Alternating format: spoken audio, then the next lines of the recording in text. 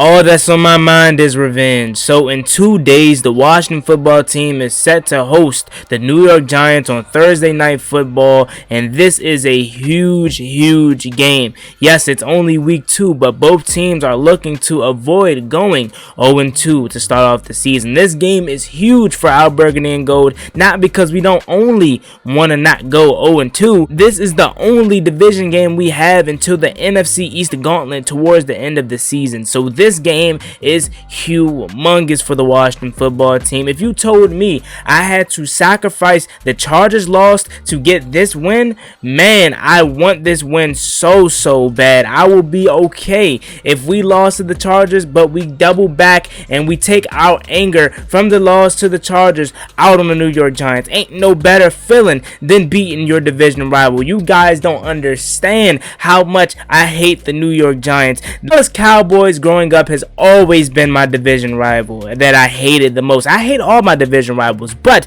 the Dallas Cowboys was always the most hated division rival for our team, and you guys know that. But as of late, it's been the New York Giants, from their fans trolling me, from us just not being able to beat them. For some reason, every time we face the New York Giants, we forget how to play football. New York, I understand you guys beat us, and hats off to you guys for beating us the past 2 seasons. However, last season, both games, we handed you guys those wins on a silver platter. So I don't want you guys to come on my channel. I know you guys are going to do it anyway, because this is what you guys do. This is how your fans work up there in New York. You guys are still going to come on my channel and talk trash, and I'm all for it. However, don't get too ahead of yourself thinking you like that, because you're not. We gave you guys these wins last year. Do I need to remind you? The game in the Meadowlands, Kyle Allen fumbles the ball, but then he comes back to get a touchdown, and then Ron Rivera decides to go for 2, and we don't get it.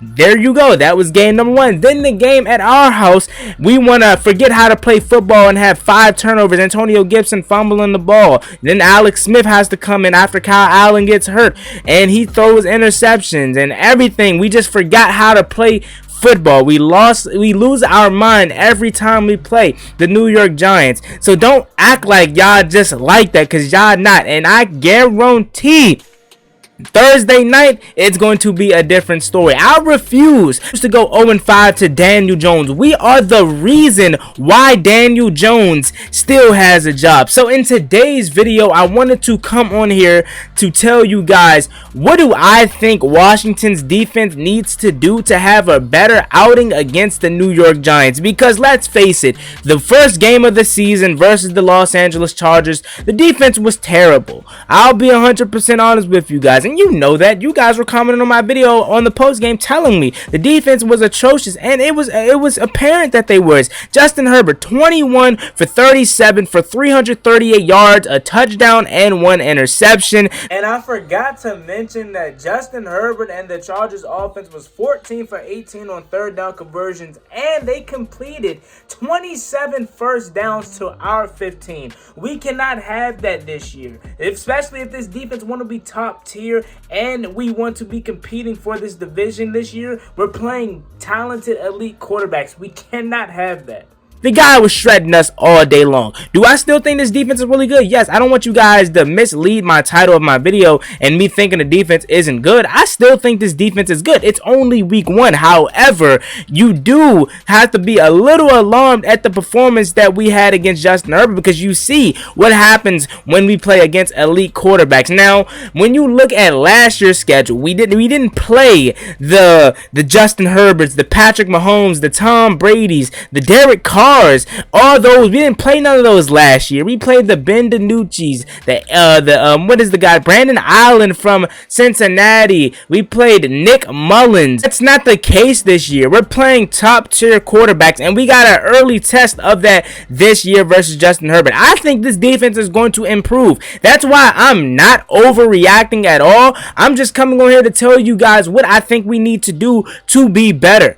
honestly, I think this team needs to game plan better. I don't think we game planned good enough for this Chargers offense. This Chargers offense, hats off to them. They prepared well for Washington's defensive line. We didn't get no pressure on Justin Herbert. Very few little pressures. Let me say that, because Chase Young got a sack and Montez Sweat got back there to force a fumble, because let's be real, that wasn't a fumble. Thanks to the refs, but that wasn't a fumble. So I would be wrong to say we didn't get no pressure on Justin Herbert, but majority of the game he was sitting back there. He could have built a house, he could do anything he wanted and still wouldn't get touched. He was carving us up. Rashawn Slater was holding his own against Chase Young. I'll be 100% honest. You guys know that's what I am on this channel. I'm a diehard Washington fan. I'm going to defend my team, but when the truth is out there and it needs to be said, you guys know I'm going to say it. John Bostic, man, why is he still on this team? Honestly, we know why he's still on this team. Because we have no linebacker depth. What are we going to do? We're not going to put in Khaleke Hudson at middle linebacker right now. Although that would probably be better, we're not going to do that. John Bostic, I told you, I don't mind having him as a backup on this roster and having him as a veteran presence in the locker room. But him starting at middle linebacker is such a liability, man. What are you doing? On 3rd and 16, this guy doesn't get no depth in his drop. Wide open first down. Landon Collins, he was looking really lost out there covering grass. I'll be 100% honest. It's only game 1. I don't want to make it seem like I'm overthinking or I'm overreacting, however, but I'm just calling it how it is. The secondary looked terrible as a whole, so I don't want to just pick on Landon Collins.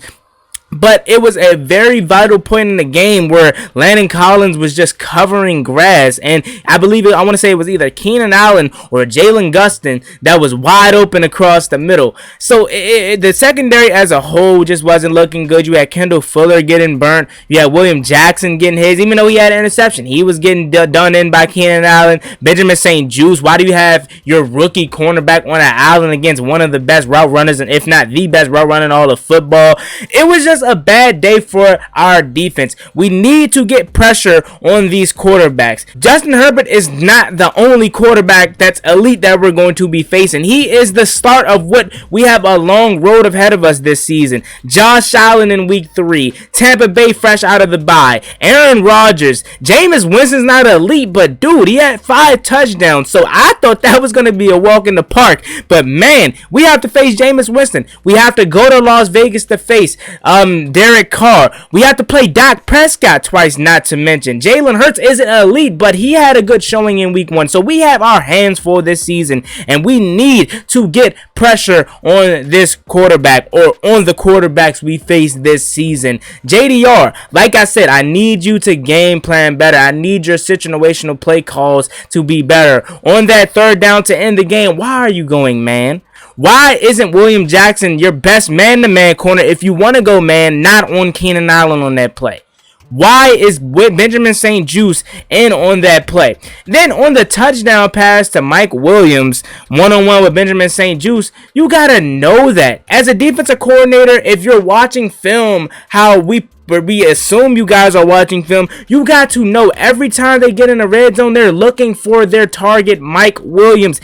Since Mike Williams has entered the league, I've seen this guy catch a jump ball in the end zone 100 times. I am not even kidding. That is all they do in the red zone for real. And do you blame them? No. Mike Williams, when you throw it out to Mike Williams, it is a 90-10. It is 100% catch radius for Mike Williams. I never seen him drop. I never seen him jump a jump ball, and I'll be 100% honest. You guys know that here. That's all I do, and I'm going to continue to say it because that's how I roll over here. So if you're going to know that, and you got to know that as a defensive coordinator, why do you have Benjamin St-Juste on the island? That doesn't make sense at all. Maybe shade a safety over there or something, or put William Jackson on him or something like that. Don't have Benjamin St-Juste in his first NFL game on Mike Williams. Speaking of Benjamin St-Juste, on the play where it was a pass, I want to say it was to Keenan Allen to the right sideline. Benjamin St-Juste didn't get in his drop deep enough. It was the play where Cameron Curl laid that hit. Benjamin St-Juste did not get in his drop deep enough because Kendall Fuller, he carried him, and he passed him off to Benjamin St-Juste. Benjamin St-Juste didn't get into his drop deep enough, and he didn't look back for the ball. If he would have, it would have been an interception, and I want to say they completed it to Keenan Allen. If it wasn't Keenan Allen, it was Mike Williams for sure.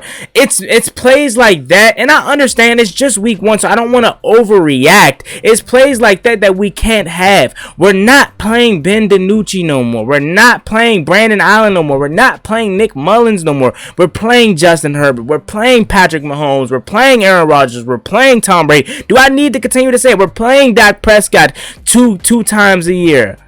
Do I continue to say that? No, I do not, because you guys understand that's who we're playing, so we have to be better, and it starts Thursday against the New York Giants. The New York Giants had a terrible showing against the Denver Broncos, but for some reason, they always click against us.